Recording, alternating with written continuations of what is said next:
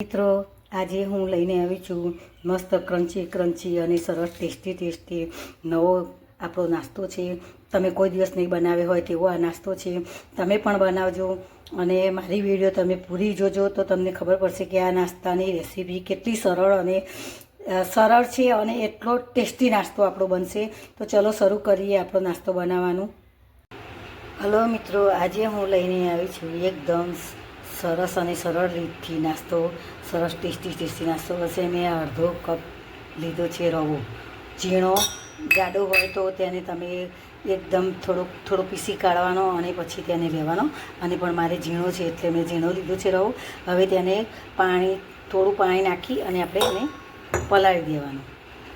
આવી રીતે પલાળી અને આપણે હવે એને મૂકી દેવાનો, રેસ્ટ આપી દેવાનો। ત્યાં સુધી આપણે બધું ઝીણું જો સમારેલું છે બધું સમારી અને મેં કમ્પ્લીટ કરી છે। આ બધું તમારું સમારેલું કમ્પ્લીટ કરેલું હોય તો તમને નાસ્તો બનાવતા તમને વારે પણ નહીં લાગે અને એટલો ટેસ્ટી નાસ્તો બનશે। તો તમારે મારી વિડીયો છેક સુધી જોતા રહેજો। લાલ મરચું, હળદર અને ચાટ મસાલો નાખી આપણે મિક્સ કરી દઈએ। ત્રણેય વસ્તુ મેં નાખી દીધી। કોથમીર જેવી સમારી આ બધા મસાલા ભેગા કરી હવે આપણે તેને મિક્સ કરી દઈએ। આમાં મીઠું નથી નાખ્યું ને, મીઠું પાછળથી નાખવાનું, નહીં તો પાણી ભરી જાય તો પછી બધું લપદો થઈ જાય, પાણી થઈ જાય બધું। હવે આપણે આ સોજીમાં આપણે ઘઉંનો લોટ નાખીશું। ઘઉંનો કપ આપણે 2 કપ લીધો છે। હવે આપણે સૌથી પહેલાં આપણે તેમાં ડુંગળી નાખીશું, પછી આ ગાજર મેં કર્યું છે, ગાજર નાખી દેવાનું, પછી આ એક મરચાં નાખી દેવાના, અને આ કોબીસ છે તે મેં 2 મોટા ચમચા ભરીને નાખ્યા। ખોબાથી ભરી છે એટલે 2 ખોબા ભરી લીધી, 2 મુઠ્ઠી લઈ અને આપણે આ બધું કરી દીધું। જુઓ બધું હવે મિક્સ કરી દઈશું, મસાલા બધા, વેજીટેબલ બધા, પછી મસાલા કરીએ। હવે આપણે ટામેટાં નાખી દઈએ। હવે આપણે તેમાં મસાલા કરીએ તો મેં મીઠું નાખ્યું છે પહેલાં 1 ચમચી કાશ્મીરી મરચું નાખ્યું છે, અને આ હળદર નાખી છે, 1 ચમચી ધાણા જીરું પાવડર, કોથમીર નાખીને આપણું ખીરું તૈયાર છે। હવે કોથમીર નાખી હલાવી દઈ અને પછી આપણે તેમાં થોડુંક સાજીના ફૂલ નાખીએ। એક આ 5 ચમચીની થોડીક ઓછી ચમચી નાખવાની, 5 ચમચીથી થોડું ઓછું, અને આપણે આ પાણી નાખી એક્ટિવેટ કરીશું। જો આપણું આ રીતનું આપણું ખીરું બનાવવાનું।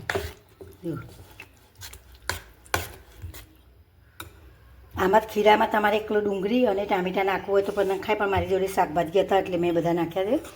અને જો આ ફ્રાય પેનમાં હું તૈયાર કરું છું, અને આમાં નાની ફ્રાય પેન હોય ને તો પણ ચાલે, અને મારી પાસે ઢોસાનો તવો છે નોનસ્ટિક એટલે એમાં પણ ચાલે। મીઠું નાખ્યું, હવે આપણે હલાવી દઈએ। જો હવે આના પર આપણે આ ડુંગળીનું ઝીણું આપણે કતરન કરેલું છે બધું, તે મસાલોમાં કરીને એ બધું આપણે આ અંદર ઉપર ભભરાઈ દઈએ। જો ઝીણું બધી જગ્યાએ ભભરાય એવું રાખવાનું, મોટું નહીં રાખવાનું, નાનું રાખવાનું।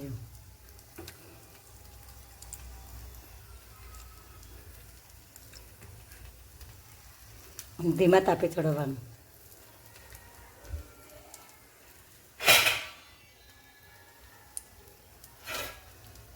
જો આ ટાંકીને મૂકી દીધું, તો આપણે આ ફેરવી દીધું। જો બીજી સહેલાઈથી આપણે ઉછળી શકીએ। જો આપણો બીજો તૈયાર થાય છે। જો એને પણ આપણે આ રીતે મસાલો બધો કરી દઈએ, નાખી દઈએ બધું।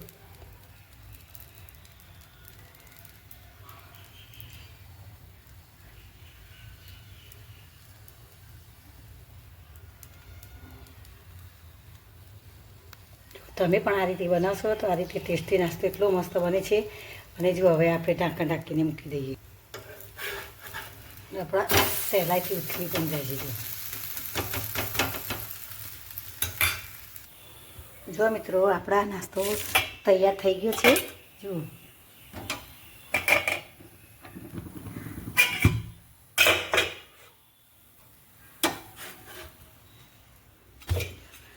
એટલો મસ્ત બને છે નાસ્તો આપણો જો.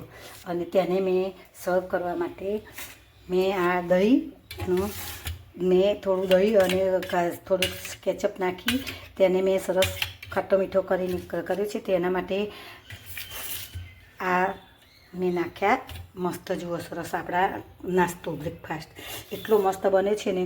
તમે પણ આ નાસ્તો તમે બનાવશો તો તમે મારી વિડીયો તમે એમ કહેશો કે મારે ઘડીએ ઘડીએ જોઈ મારું આ જ રીતે હું બનાવું. કેટલો મસ્ત બને છે નાસ્તો જુઓ. તમને પણ ગમશે અને મારી વિડીયો તમે જોતા હોય તો મારી વિડીયોને લાઈક સબસ્ક્રાઈબ કરજો. થોડીક પણ ગમી હોય તો તેને કોમેન્ટ પણ કરજો. અને મારી વિડીયો કોમેન્ટ કરેલી હશે તો હું જોઈશ અને મને ગમશે કે ના મારા વ્યુઅર્સ સારા છે અને મને કરે છે તો મને નવી નવી વાનગી બનાવવાનો ઉત્સાહ પ્રોત્સાહન મળશે. અને હું પણ રોજ નવી નવી વિડીયો નવી નવી વાનગીની જ વિડીયો લાવું છું. એટલે માટે કહું છું તમે મને સપોર્ટ કરજો અને મળીએ નવી વિડીયોમાં. Thank you. આવજો. Bye by.